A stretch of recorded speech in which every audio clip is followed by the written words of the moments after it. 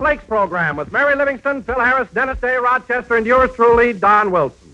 And back with us after an absence of 5 weeks, Jack Benny.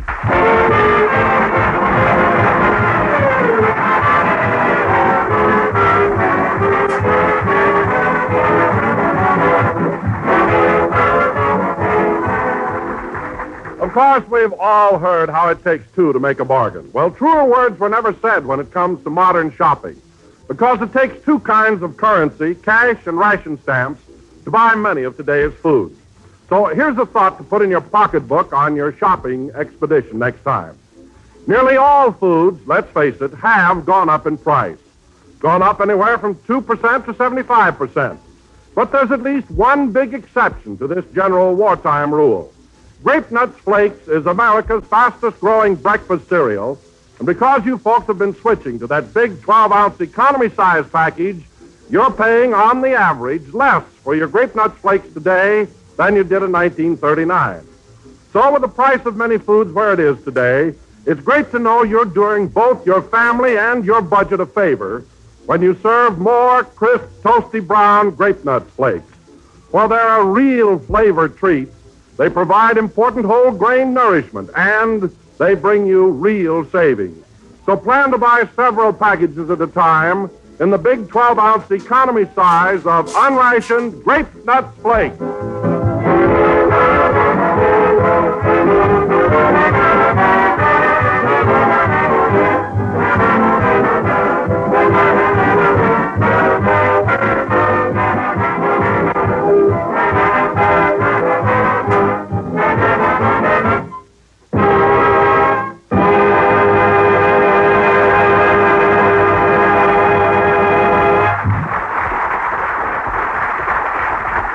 That was I Don't Want Anybody, played by the orchestra. And now, ladies and gentlemen, we would like to take you to Jack Benny's home in Beverly Hills, where Jack is convalescing from his recent illness.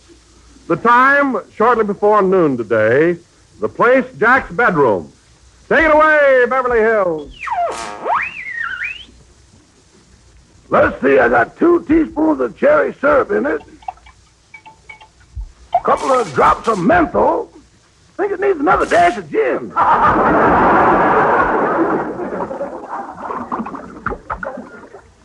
There, that's enough. This kind of medicine makes a cold a pleasure. Oh, Mr. Benny. Mr. Benny, wake up. What is it, Rochester?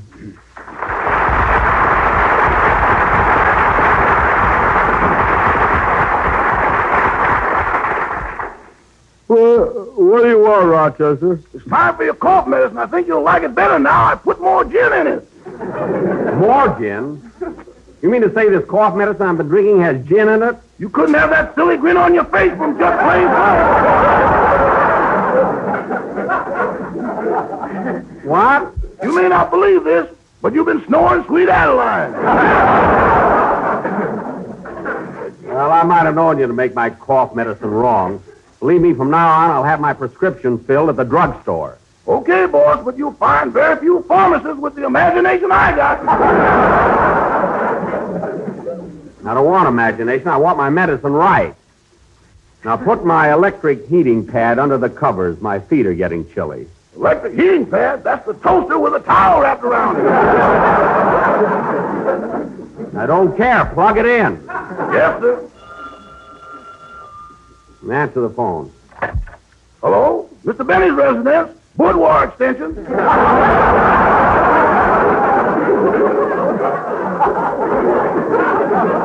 Who? Oh, hello, sugar. How are you? Well, I don't know, honey. I'll have to find out. Oh, Mr. Benny, can I have tonight off? I want to go down to Central Avenue to see my girl. No, absolutely not. Looks like you'll have to come out here, honey.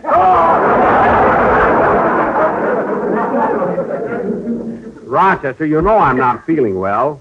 Why can't you see your girlfriend tomorrow night? Tomorrow's Monday. I got a date with my Monday girl. Your Monday girl? Maybe I could switch my Tuesday girl to Wednesday and make Saturday a doubleheader. Well, if it's that involved, you don't have to... Whoop! Whoop, pull out! Pull out what? Pull the plug! Pull the plug! What's the matter? matter, boss? Full of what? My toes are caught in the toaster.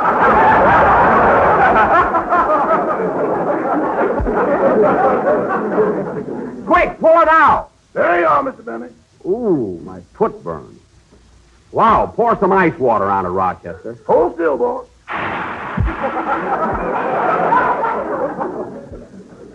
There, that's better.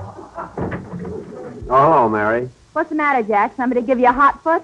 No, I got my toes caught in the toaster. Your toes caught in the what? In the toaster. Could happen to anyone. Oh, sure. Everybody's making toast in bed nowadays. It's all the rage. I was using it for a heating pad. Oh, but Rochester, what are you doing with that bottle of cough medicine? I was holding it up to the light and some of it ran down my throat.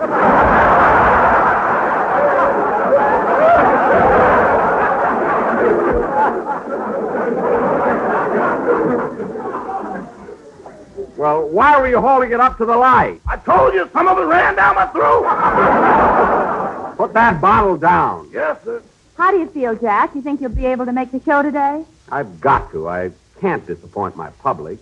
Just think, Mary, people have been deprived of hearing my voice for 5 long weeks. You'd be surprised how fast they went. Well, I'll admit that Orson Welles did a pretty good job. Pretty good. He's one of the most polished performers I've ever worked with. He is, eh? He has the most beautiful speaking voice I've ever heard. No, he has, eh? Gosh, when he says, "Good evening, this is Orson Welles," I get goose pimples all over. I don't care if you break out in billiard balls. He's so better than I am.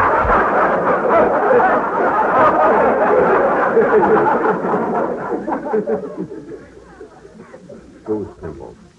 Anyway, let me tell you something about the guy that gives you such a thrill. I was sick in bed 5 weeks. He didn't even send me a basket of fruit. I finally had to wire him. I mean, the least he could have done, you'd think, would be Well, to... look who's here. Hello, Phil. Hiya, Mary. Hello, Phil. Hiya, Jackson. Boy, you have been sick. Well, I imagine I am a little pale. A little pale. You look like you went to the blood bank and forgot to say when. No, I'm not that bad. She was at the front door, Rochester. Oh, it can't be my girl yet. She just called. It might be for me.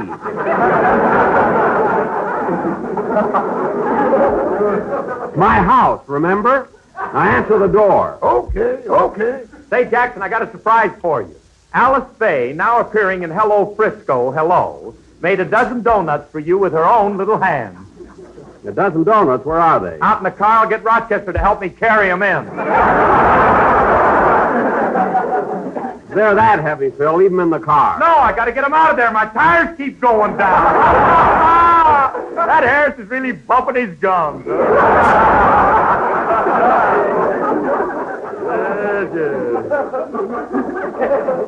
Phil, I'm only guessing, but I'll bet my temperature just went up 2 points. Well, Jack, if you have a fever, you ought to stay home and let Orson handle the show today. What's a little fever? I've had it for 5 weeks now. 1 minute I'm hot, the next minute I'm cold, then I'm hot, then I'm cold. You sound like a shower bath at a cheap hotel. I don't care what I sound like. Orson Welles is not going to do my program today. Gosh, I'm sure going to miss Wellesley. Without him, the show won't have no refinement, no culture, no class. And it won't have no Harris if you don't shut up.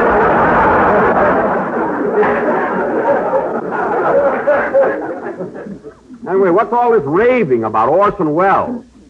Gosh, when I was in 3rd grade in Waukegan, I was a genius, too.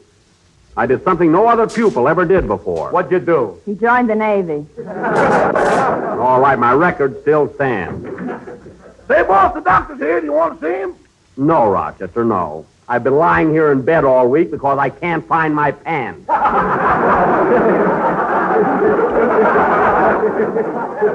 You're pressing them under your mattress. Well, show the doctor in. Okay, here he is. Oh, how do you do, doctor? Well, and how's my little patient? Shall we take that nasty cast off your leg today? I got a cold in my chest, doctor, not a broken leg. Oh, pardon me. I was thinking of Claudette Colbert's Cocker Spaniel. He's coming along fine.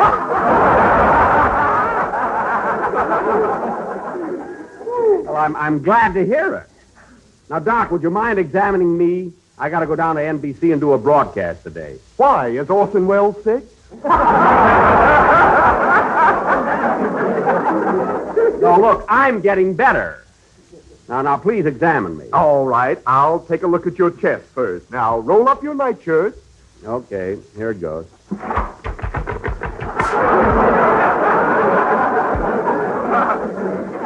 There you are.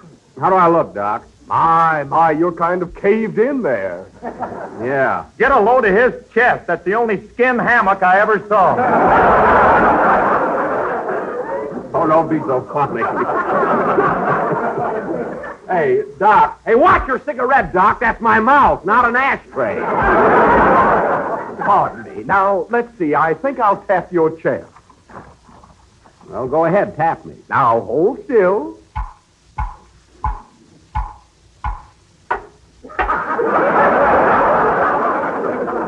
Ooh. My, there seems to be a piece of metal in there. That's a bullet I got years ago when I was hunting moose in Saskatchewan. It's a bullet you got from a Spanish dancer in El Paso. Ah, Rosita. She finally ran away with a bullfighter. I wonder where she is now. I wonder where the bullfighter is. I could use some meat. Oh, Rosita. Well, can I do my show today, Doctor? Yes, you'll be fine. Well, I must run along now. W.C. Field St. Bernard is out of brandy. Goodbye.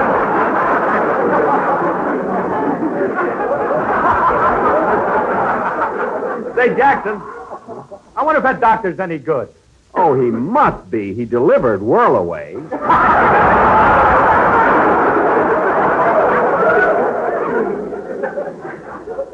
Yeah, I hope Don and Dennis get here pretty soon. Then we can have our rehearsal and get started for the studio. Hey, Jackson, what's the idea of rehearsing here in your bedroom anyway? Well, I'm saving all my strength for my public. After all, I've been pretty...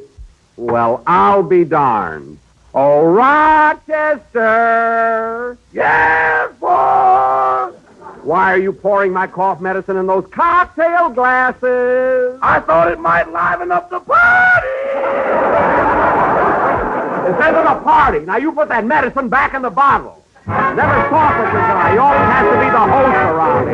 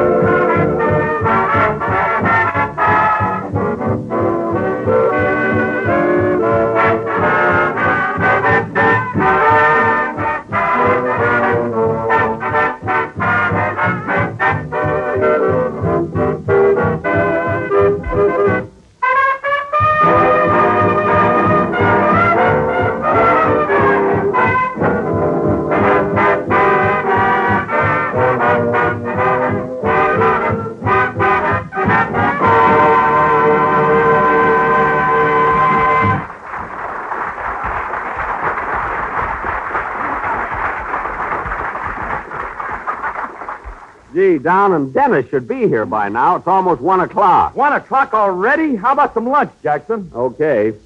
But remember, Phil, we have rationing now, so I can't dish out food like I used to. Like you used to. Yes. You got so many meals out of a leg of lamb one time, it got mad and kicked you. Well, that settles it. There'll be no lunch served.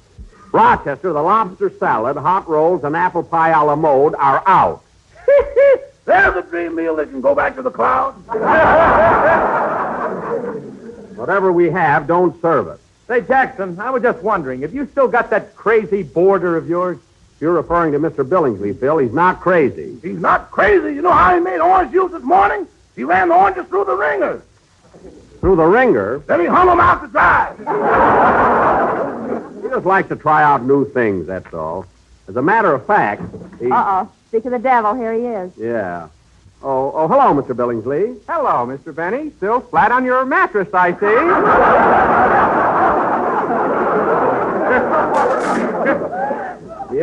Yes, we were just talking about you, Mr. Billingsley. Your ears must be burning. Well, I'll have to call the fire department. I've got a new hat on. You haven't changed a bit. By the way, Mr. Billingsley, we're going to rehearse our radio program in a few minutes. Professional. You can hear it? Oh, I'd love to. I'll just hide under the bed here in case your husband comes home. Here I go. Whoop, up my head. Well, goodbye, Mr. Benny. Goodbye. You dog, you.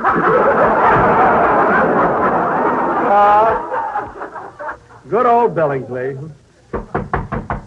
That must be Don and Dennis. Come in. Oh, hello, Jack. Sorry we're a little late. How do you feel, Mr. Benny? Oh, hello, fellas. I feel pretty good, Dennis, and I'm anxious to get back on the program. You know, I have a hunch we're going to have a pretty good show today. Without Orson Welles? Yes. Gosh, the Orson Welles program without Orson Welles. I worry about things like that. The Jack Benny program. Get it straight, you little traitor.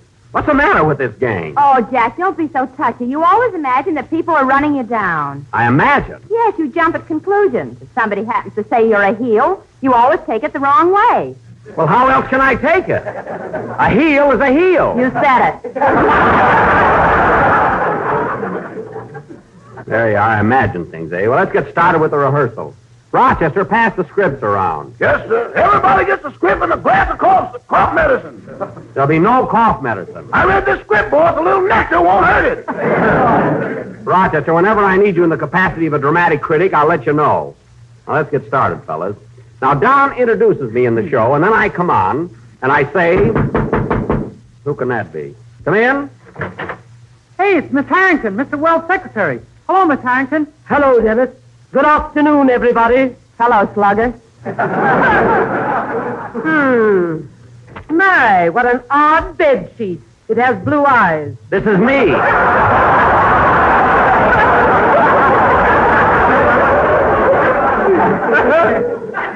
This is me. I'm pale. You certainly are. I have news for you, Mr. Benny. Mr. Wells is about to pay you a visit. Orson? Orson coming here to visit me? Yes, he'll be here shortly.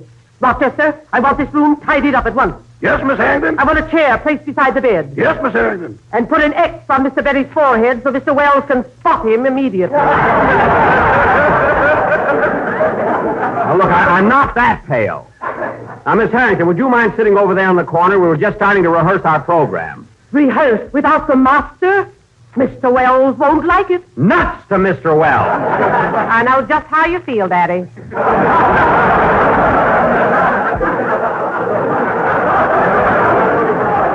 Well, I'll be darned. She's human. Attention, everybody! Mr. Wells is about to make his entrance. Mr. Wells. Come in.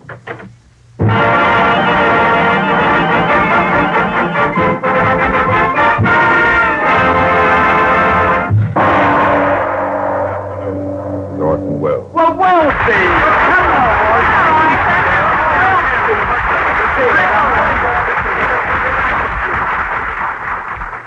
Gee, you'd think he was Frank Remley or something, the way they're jumping around here. For heaven's sake. Well, Mary, it's nice to see you. How's Jack feeling today? I feel well enough to do my broadcast, brother. Wasn't that Jack's voice? Jack, where are you? Right here, they forgot to mark me. Look, can't you see my big blue eyes? Oh, yes, they're gorgeous. Thank you. But you're so pale, Jack. Well, you see, Orson, it's been so cloudy lately, I haven't been able to get any sun. I sit out in my backyard every day, but nothing happened. I'll fix that. Miss Harrington, take a note. Yes, Mr. Wells. Get in touch with the Weather Bureau. The sun must shine tomorrow. Yes, Mr. Wells. See what I mean, Daddy? Hey, maybe he can do it. Oh, by the way, Jack, I noticed a lot of orange peels hanging on your clothesline. Is that to ward off evil spirits? No, Mr. Billingsley, my boarder, was making some juice. Now, if you'll excuse us for a few minutes, Orson, we'll go ahead with our rehearsal. Oh, I certainly don't mind if I stay and watch, do you? No, not at all. Now, as I was saying, fellas, Don introduces me, then I come on. Pardon me, there doesn't seem to be a chair here. What? No chair? Mr. Wells doesn't have a chair. Oh, my goodness. Here, Orson, take mine. No, Orson, take my chair. Take mine. It's got a pretty cushion on it. Take my chair, Orson. It's peachy. Here, take the bed. I'll go out and hang on the clothesline. For heaven's sake. Now, let's get going with this rehearsal, whether Mr. Wells is standing, sitting, or floating around the room. Now, the first thing to do is Orson, come down here.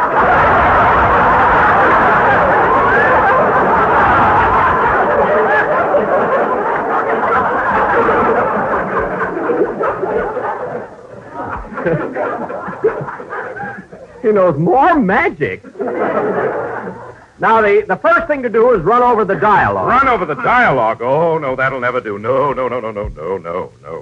What do you mean, no? Comedy, Jack, should never be rehearsed. Repetition destroys its sparkle and spontaneity. But the Orson, important elements of a variety program are the songs and music. Look, now, Orson, Dennis, I want you to run over your song so we can get an idea of its length. Now, wait a minute, Orson. This rehearsal is my business. You're not even going to be on the show. I know, but I shall be listening. It's about time we listeners had something to say. Sing, Dennis. Yeah, sing. I see what you mean, sister.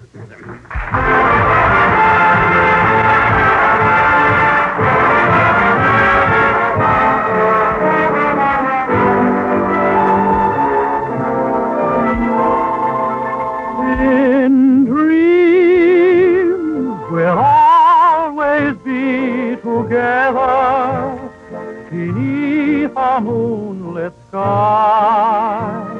We mustn't say goodbye. Each night I'll push aside the mountain. I'll drain the ocean dry. We mustn't say goodbye. I promise you that when the postman rings, my heart will be inside the envelope he brings. Oh, don't you know the memories we gather can never, never die. We mustn't say goodbye. Oh, give me something to remember you by. When I am far away from you, dear, some little something meaning love cannot die. When I am far away from you, don't you know the memories we gather can never, never die. We mustn't say, we'll never say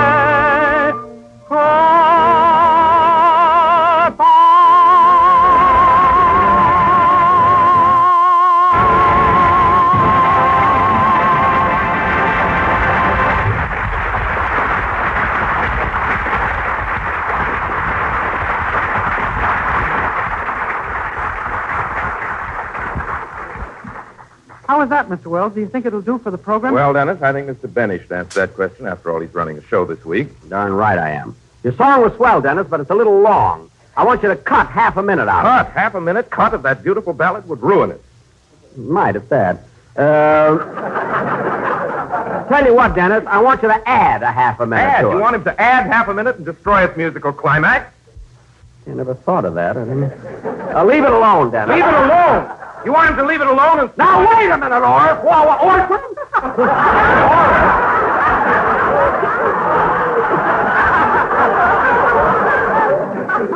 Took him 10 years to build up the name Orson Welles. I made it Oris in 1 second.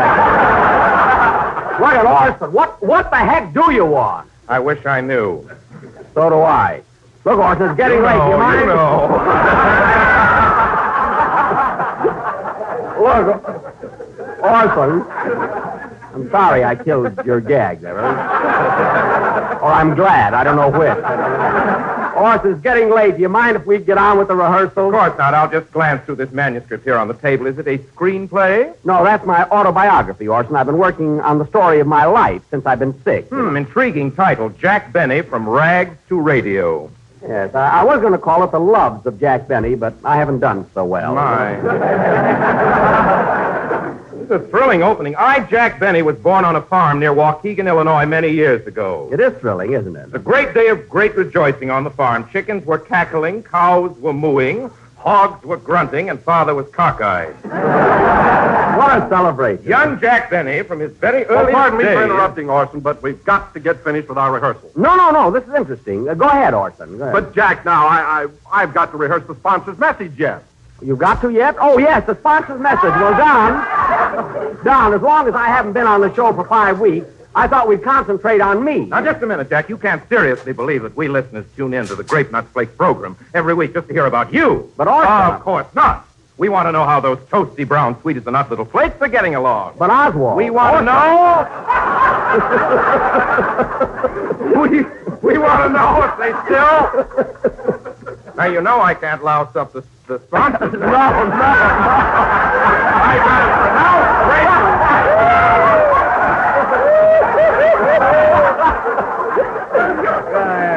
We want to know if they still have that malty rich flavor.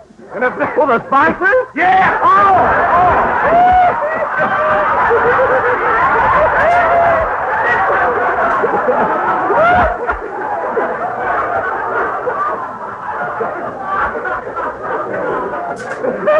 We want to know if they still have that malty rich flavor and if they're still America's fastest growing flake cereal. But, Orson, look, I think that people want to know... Darn that nightshirt. But, Orson, after Don delivers his message, can't I talk about myself? Can't I tell people my cold is better? Jack, I wouldn't take any bows on that cold till you're strong enough to have a beautiful nurse. Oh, well, I'll tell him anyway. Huh? Well, and how's my little patient? Shall we take that nasty cast off your leg today? Doc, I'm not a cocker spaniel. Look, but as long as you're here, you can give me an aspirin. All this excitement is giving me a little headache. An aspirin? Here you are. Thank you. That'll be 5 cents, please. Look, put it on my bill. Now, if I can just swallow the thing. Would you like to grease the track with a little cough medicine, Mr. Benny? I don't need any chaser. See, it's down. Say, that was a pretty big pill. It didn't look like an aspirin to me. Me neither. You neither? You're the doctor. Well, you don't have to get so huffy about it. I just happened to give you a sleeping pill by mistake. What? You're lucky. It might have been a dog biscuit. A sleeping pill? He gave me a sleeping pill. Gosh, I can't go to sleep. I got a show to do today. Remember, Don, you introduced me, and I'll come on and I'll say... Well, Orson, looks like you'll have to do the show today. I'll be glad to, Mary. Now, come on, everybody. Let him sleep. Those pills are wonderful. I'm headed for Central Avenue.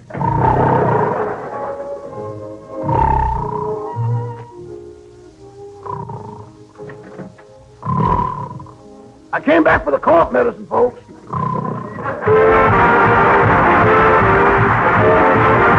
Wartime homemaker, then you're a member of the WINS, W-I-N-S, Women in National Service. And one of your big jobs is keeping the family well fed in spite of wartime food restrictions.